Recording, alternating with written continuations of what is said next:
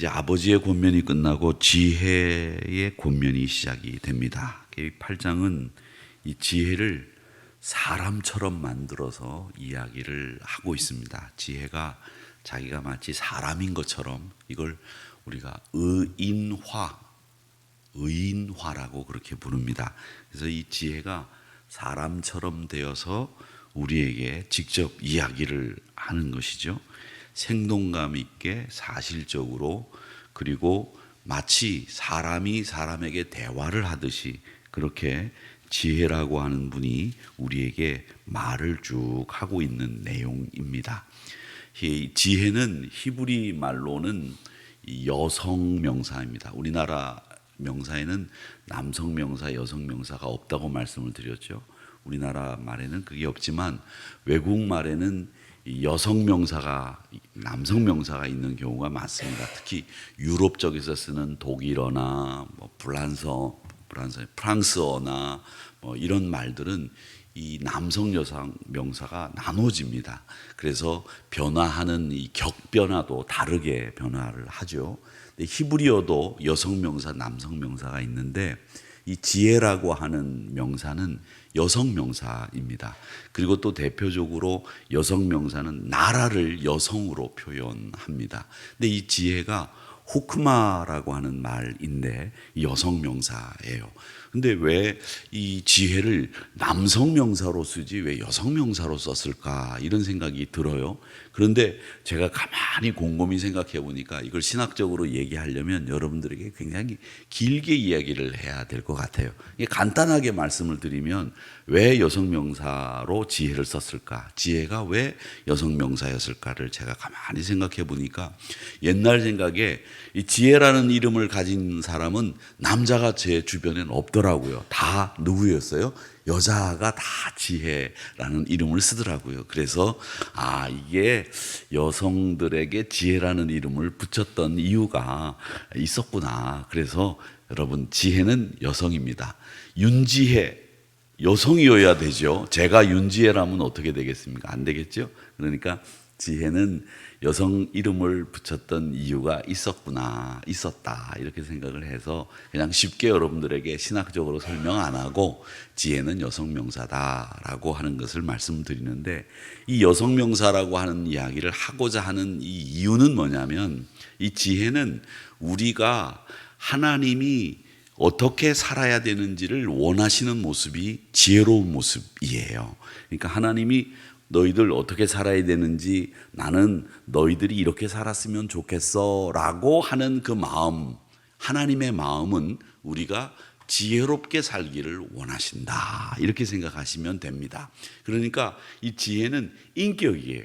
인격이고, 또 고대로부터 남자는 용기, 힘을 상징했고 여성은 지혜, 그리고 겸손, 아름다움, 이런 것들을 여성으로 상징했기 때문에 이 지혜를 여성 명사로 이야기를 했는데, 아주 유명한 구약신학자 폰 라트라고 하는 사람이 있습니다. 저희가 학교 다닐 때 그분이 구약 성경의 신학은 최고봉이다, 이렇게 생각했던 분이 계셨는데, 그분은 이 지혜는 인격으로 하나님이 우리에게 나타나셨는데 지혜의 인격으로 나타나셨다, 이렇게 말씀을 하시고, 또 지혜는 우리가 하나님께서 원하시는 모습으로 살아야 될 때 그걸 지혜로 산다, 이렇게 이야기를 해야 된다, 이렇게 말씀을 했습니다. 그러니까 한마디로 그분이 이야기한 것이 굉장히 어려운 이야기인데, 그 어려운 이야기를 쉽게 풀면 하나님이 원하시는 우리의 모습은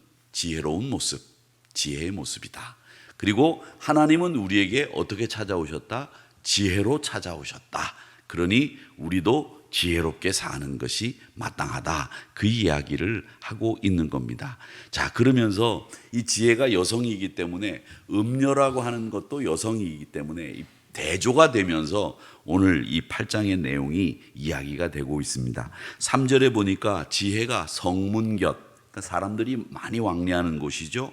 문어귀, 여러 출입하는 문에서 사람들에게 지혜가 부른다는 거예요.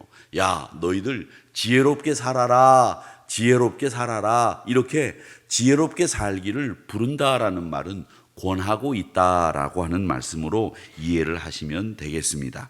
그러면서 내가 너희를 부르며 이 내가가 의인화된 지혜를 이야기하는 거죠. 그래서 사람들아 지혜인 내가 너희를 부르고 있고 내가 인자들에게 소리를 높이노라. 그러니까 소리를 높여서 이야기한다는 거죠. 지혜롭게 살아라. 그렇게 이야기를 하는 겁니다. 어리석은 사람이 지혜롭기를 원하고 또 사람들은 지혜에 대해서 무관심하기 때문에 지혜는 우리를 사랑하는데 사람들이 무관심하기 때문에 문 어귀에 서서 사람들을 향해서 소리를 높여서 제발 좀 지혜롭게 살아라 이렇게 외치고 있다는 겁니다. 그러니까 여러분도 지혜롭게 지금 살고 계시지만 더 지혜롭게 제발 사시기를 축원합니다. 이렇게 이야기를 지혜가 하고 있다는 거죠. 그래서 지금도 지혜는 변함없는 사랑으로 사람들을 향해서 큰 소리로 외치고 있습니다. 그 지혜는 뭐라고 이야기했느냐? 잠언은 여호와를 경외하는 것이 지혜의 근본이다. 이렇게 이야기를 했으니 하나님을 경외하면서 하나님을 경외하는 많은 사람들이 이 땅에 생겨나기를 복음을 전하면서 살아가시는 여러분들이 되시기를 주님의 이름으로 축복합니다.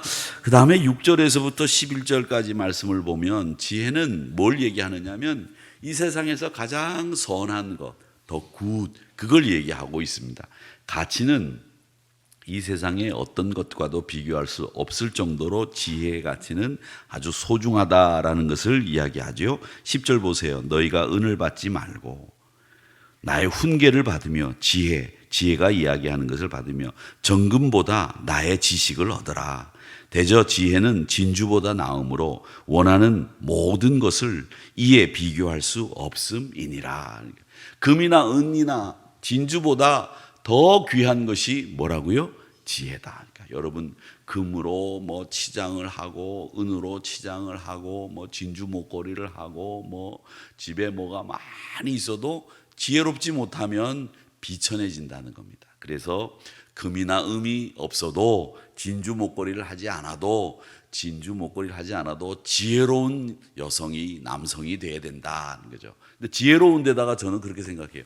지혜로운 데다가 금도 있고 은도 있고 진주 목걸이도 하면 저는 더 좋을 것 같아요. 모르겠어요. 저는 생각에 그래요. 그러니까 여러분 어쨌든 지혜로운 것이 제일 어떤 가치보다도 소중한 거다라고 하는 것을 꼭 기억하시고 지혜의 입에서 나오는 소리에 귀를 기울이시기를 바랍니다. 자, 그 다음에 12절에서부터 21절까지는 지혜는 사람들을 향해서 자신을 사랑하고 간절히 찾아야 된다고 당부를 합니다. 17절 보세요. 나를 사랑하는 자들이 나의 사랑을 입으며 나를 간절히 찾는 자가 나를 만날 것이니라. 여기서 나는 지혜입니다. 하나님이 아니고요. 예수님이 아니고 지혜를 사랑하는 사람은 내 지혜의 사랑을 입을 것이고 지혜를 간절히 찾는 자는 나를 만날 것이다. 이렇게 이야기하면서 지혜가 의인화됐다고 말씀을 드렸죠. 그래서 지혜를 사랑하는 사람은 지혜가 주는 사랑을 입게 될 것이고 지혜를 간절히 찾는 사람은 지혜를 만나게 된다라고 이야기를 하고 있습니다. 그러면서 그 지혜는 뭐냐 하면 위로 올라가서 다시 얘기합니다. 지혜는 뭐냐? 12절에 보니까 지혜는 명철로 주소를 삼으며 지식과 근신을 찾아 얻나니 이렇게 이야기하면서 지혜는 창의적인 지식도 지혜다라고 말씀을 하고 있고 13절 이렇게 얘기합니다. 여호와를 경외하는 것은 악을 미워하는 것이라 이렇게 이야기하시면서 여호와를 경외하는 것은 악을 미워하는 근본이 여호와를 경외하는 것이 지혜이다라고 말씀하고 그 다음 14절 말씀해 보면 계략과 참 지식이 있으며 명철이라 능력이 있다 이렇게 이야기하시면서 지혜는 계략도 있고 참 지식도 있고 명철도 있고 능력도 있다. 그러니 이 지혜를 너희들의 것으로 만들어라. 만나기를 사모해라. 이렇게 말씀하고 있습니다. 그러면서 오늘 이 말씀 내용은 다 뭘 얘기하느냐면 지혜가 우리에게 이렇게 이야기합니다. 내가 내 모든 것을 다 너희들에게 줄 터이니 너도 내 모든 것을 가질 수 있도록 하거라. 이렇게 이야기를 하는 겁니다. 사랑하는 성도 여러분, 지혜가 호크마라고 말씀을 제가 서두에 드렸는데, 이 호크마라고 하는 말은 뭐냐면 겸손히 듣는 마음입니다. 겸손히 듣는 마음. 그러니까 지혜로운 사람은 겸손히 듣는 사람이지, 지혜롭다고 저처럼 지금처럼 이렇게, 저는 설교니까 이야기하는 거죠, 막 얘기하는 게 지혜로운 게 아니라는 거예요. 지혜는 뭐라고요? 겸손히 듣는 거예요. 그러니까 여러분 많이 들어주시기를 바랍니다. 그것이 호크마, 지혜입니다.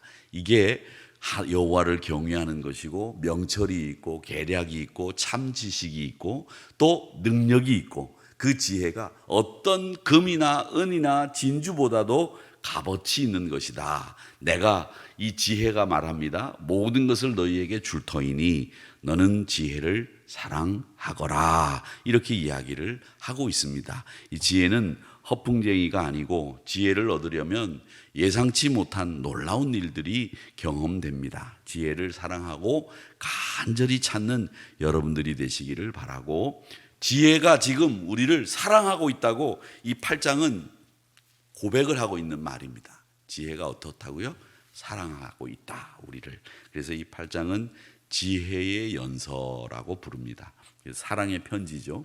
그래서 지혜가 우리를 사랑한다고 이야기를 하고 있으니, 우리도 지혜를 사랑해야 되겠습니까? 말아야 되겠습니까? 근데 다행히 오늘 여기 쭉 앉아있는 여자 성도님들 가운데 이름이 지혜가 없어서 제가 말하기가 자유로운데, 지혜가 있으면 좀 그렇겠죠. 그렇죠? 그렇죠. 그런데 지금 지혜가 없어요. 다행입니다. 지혜를 사랑해야 되겠습니까? 사랑하지 말아야 되겠습니까? 사랑해야 되겠죠. 지혜를. 또 오늘 가갖고 이름을 바꾸지 마시고요, 지혜로. 지혜를 많이 사랑하시기를 바랍니다. 썰렁한 아침의 개그가 여러분들에게 웃음이 되었으면 좋겠고, 오늘 하루 복되고 즐거운 지혜로운 날이 되시기를 주님의 이름으로 축복합니다.